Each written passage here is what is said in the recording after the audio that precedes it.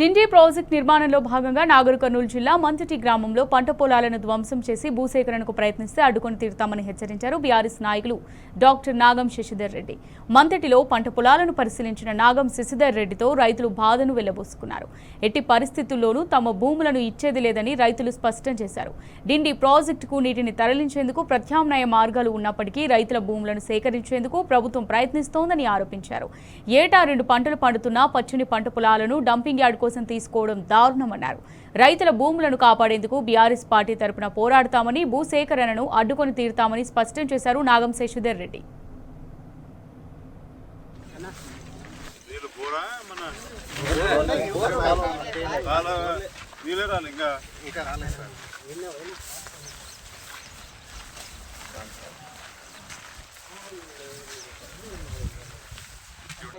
వీళ్ళు పెట్టే ప్రాజెక్టు డిండి ఇప్పుడు ఆల్రెడీ ఏంది మన కలకుర్తిలో ఎక్సెస్ వాటర్ మొత్తం డిండికే అవుతుంది. ఏది నీళ్ళు ఎక్కువైనప్పుడు మిగతా నీళ్ళన్నీ డిండికే పోతున్నాయి.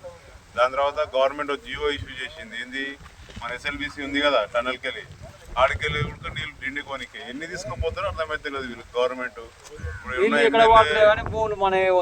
ఇప్పటికే పాలమ్మ రంగారెడ్డిలో పోయినాయి, కలకుర్తిలో పోయినాయి, మళ్ళీ ఇప్పుడు దీని కట్టడికి